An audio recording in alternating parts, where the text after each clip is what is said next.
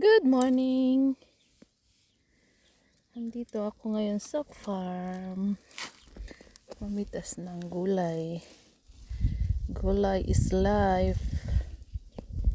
Ang aking sigumchi. Spinach. Tumaba na yung spinach ko. Ayan, may ano siya. May damo-damo. Kaya kailangan tanggalin yung damo. Yan na guys, spinach. Tapos ito yung favorite ko. Yan. Tapos radish. Radish. Ang dami kong radish guys. Natanim. Malalaki na oh. Malalaki na yung radish ko natanim.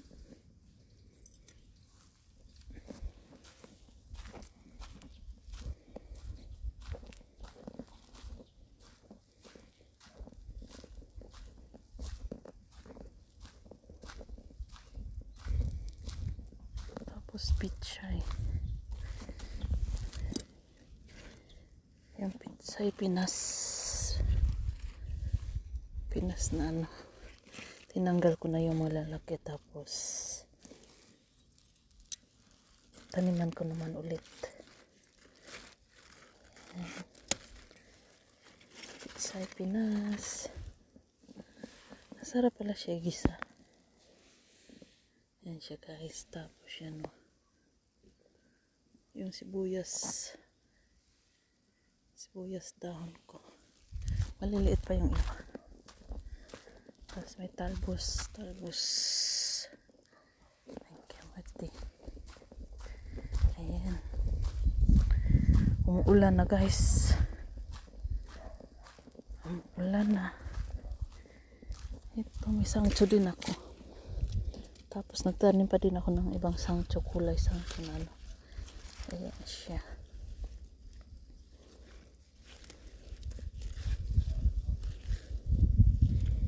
Ito yung pang shabu-shabu. Kailangan gugupitin yan para ano. Mas lalo siyang lalabas ulit. Tapos ito na guys yung tanim namin na garlic. Ang ganda ng tubo niya guys. Tapos magtanim pa ako ng sibuyas. Tapos ito na yung kasaba ko. Yan o, nabibiak. Diyan niya siguro yung alaman. Yung laman niya.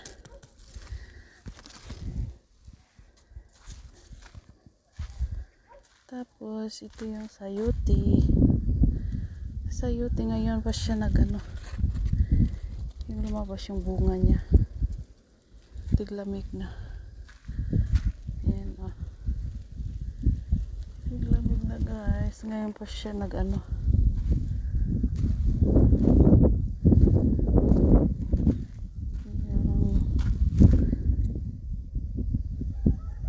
Yung palaya ko mayroon pa yan.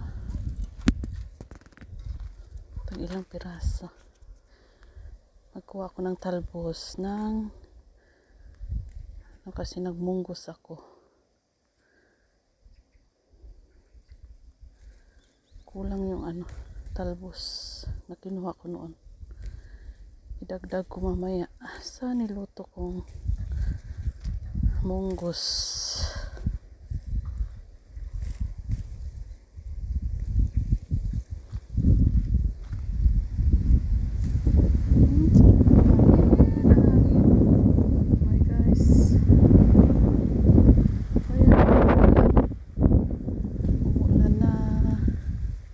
Bilisan ko kaya maanuhan ako ng ulan.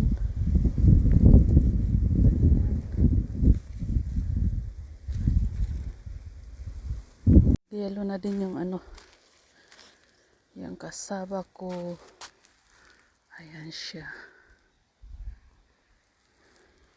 Mga first week of November ko harvestin. Malunggay ko.